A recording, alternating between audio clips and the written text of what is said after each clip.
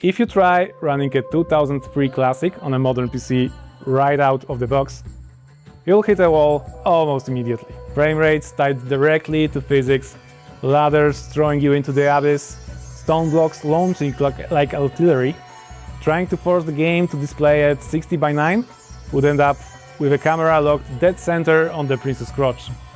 Ubisoft remake was officially cancelled, so we took the matters into our own hands. And here is how we fixed Prince of Persia: The Sands of Time. The Sands of Time is now running natively on modern PCs without messy workarounds. This took a lot of work, and to understand why, let's have a look under the hood.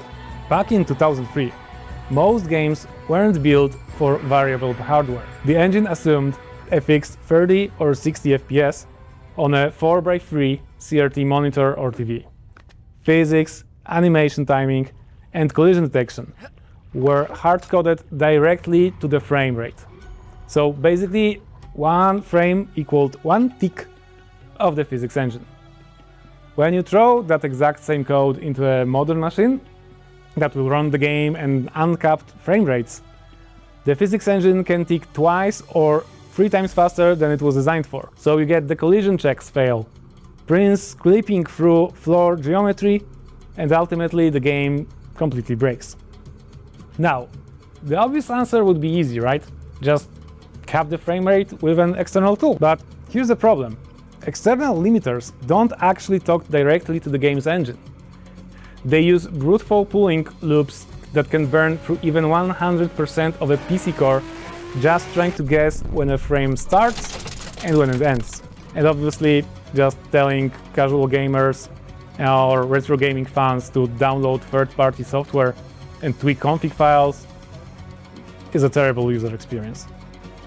Especially for a game that we are now adding to the GOG Preservation Program.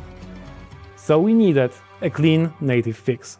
Before we dig back into the code, let's take a quick Patron break. And by Patron, I mean you. The native fixes we are talking about today are driven by the GOG Preservation Program. Committing the resources to build such fixes and preserve these classics is our core mission here at GOG.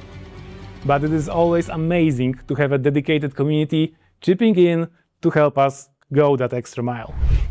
To all patrons supporting us in the trenches, thank you guys.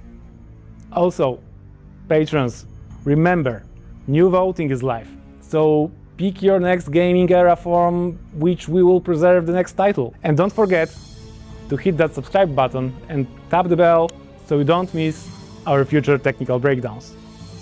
So, how did we actually solve the underlying engine problems?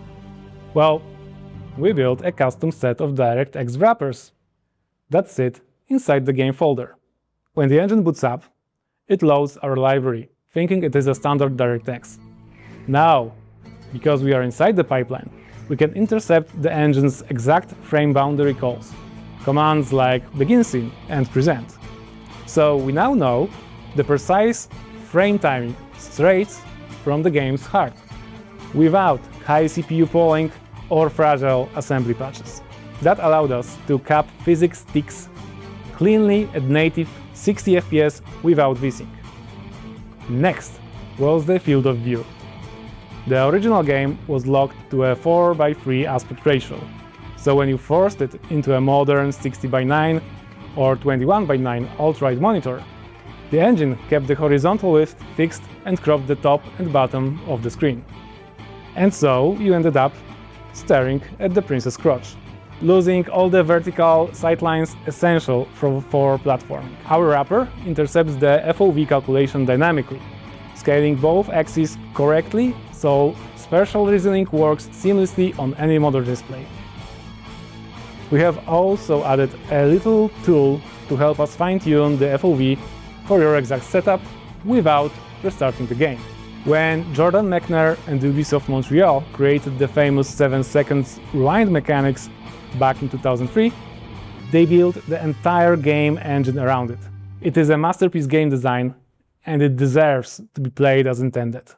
And the best part about our solution, the core wrapper architecture is game agnostic. So while each new title still needs some custom reverse engineering, This is a reusable platform that can be expanded to cover DirectX titles in the future.